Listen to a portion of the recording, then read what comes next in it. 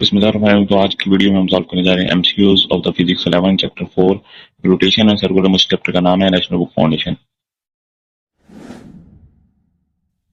So the first MCQ that we have is which of the following is incorrect.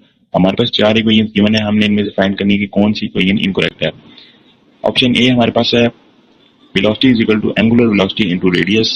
Option B, angular acceleration is equal to velocity into radius. Option C, acceleration is equal to angular acceleration into radius. Option D, angular acceleration is equal to change in velocity per unit time.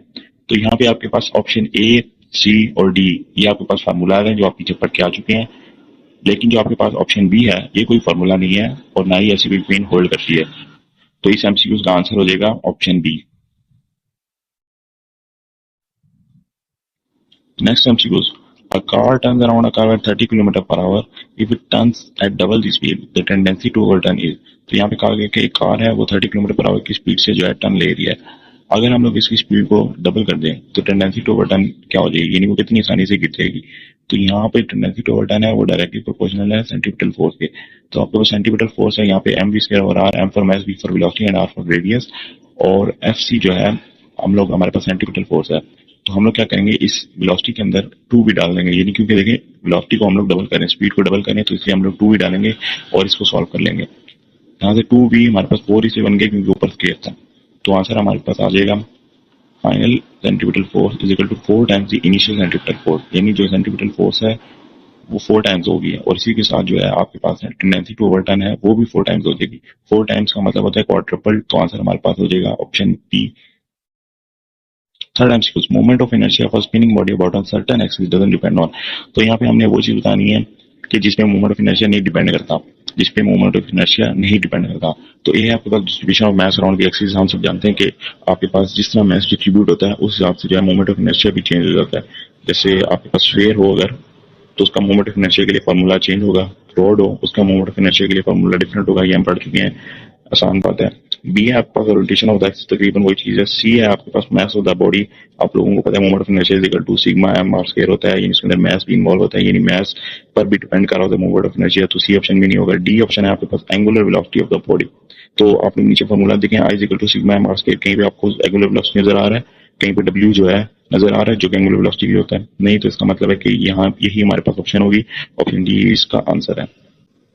Next MCQ is the change in angular momentum of a rod when a torque of 2.5 Newton meter is acted upon it for 2 seconds. तो ये simple सी बात है, यहाँ पे simple formula इस्तेमाल हुआ है। Change in angular momentum, change in angular momentum is equal to torque into change in time. ठीक है, ये सिंपल सा फार्मूला इस्तेमाल हुआ है। वैल्यूज पुट करें, आंसर आ जाएगा 5 joule second. Fifth MCQ, if size length of the wings of a fan is increased, its rotational speed for the same voltage and current will be। कह रहे हैं कि आपके पास अगर एक फैन है जो कि रोटेट कर रहा है, उसका जो है साइज यानी उसकी जो विंग्स की जो लेंथ है उसको हम इंक्रीज कर दें for the same voltage and current, current और वोल्टेज सेम रहे, तो उसकी जो रोटेशनल स्पीड पे क्या फर्क आएगा। ठीक है, तो हम लोग फार्मूला पढ़ चुके हैं, आपके पास प्रिंसिपल पढ़ चुके हैं, कंजर्वेशन ऑफ एंगुलर मोमेंटम, जिसके अंदर हमने स्काई डाइवर और वो भी सारी एग्जांपल्स पढ़ी थी कि आपके पास अगर लेंथ जो है लेंथ वो चेंज हो जाए यानी वो इंक्रीज कर जाए तो रोटेशनल स्पीड जो है वो डिक्रीज कर जाती है। ठीक है, तो इसलिए यहाँ पे जो है लेंथ जो है इंक्रीज हो रही है तो रोटेशनल स्पीड जो है वो डिक्रीज हो जाएगी। तो ऑप्शन बी इसका आंसर है। MCQ 6, in a body angular acceleration is produce by. तो यहाँ पे हमसे पूछा गया कि एक बॉडी के अंदर एंगुलर एक्सेलरेशन को कौन सी चीज प्रोड्यूस करती है। तो याद रखिए एक्सेलरेशन जो होती है ये हमेशा फोर्स को प्रोड्यूस करती है, लेकिन जो एंगुलर एक्सेलरेशन होती है ये हमेशा टॉर्क को प्रोड्यूस करती है। क्या मैंने बताया, एंगुलर एक्सेलरेशन टॉर्क को प्रोड्यूस करेगी और एक्सेलरेशन जो है ये फोर्स को प्रोड्यूस करती है। तो यहाँ पे एंगुलर एक्सेलरेशन जो है इसका आंसर हो जाएगा इज प्रोड्यूस बाय टॉर्क। तो हमने टॉर्क का हमें कहीं आंसर नजर आ रहा है, तो डी ऑप्शन इसका जो है एमसीक्यू का आंसर हो जाएगा। Seventh MCQ, an astronaut feels weightless inside the internal space station. It is because the internal space station is।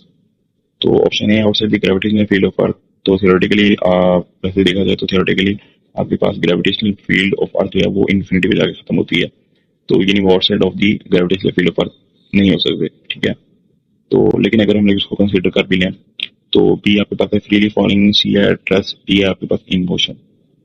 तो यहाँ पे ऑप्शन जो है बी हो जाएगा। आपके पास पूरा पैराग्राफ भी बना है बुक के अंदर, पैरेलल बुक के अंदर भी बना है, उसको आप रीड कर सकते हैं। तो सिंपल सी बात है कि जब आपके पास एस्ट्रोनॉट इंटरनल स्पेस स्टेशन के अंदर होता है तो वो वेटलेस फील करता है, क्योंकि वो फ्रीली फॉल कर रहा होता है, ठीक है, फ्रीली फॉल कर रहा होता है स्पेस स्टेशन के साथ, तो इसलिए जो है वो वेटलेस फील करता है। सो इसी के साथ आज के हमारे एमसीक्यू इस्तेमाल खत्म हो गए। तो अगर वीडियो पसंद आई है तो लाइक शेयर सब्सक्राइब करें।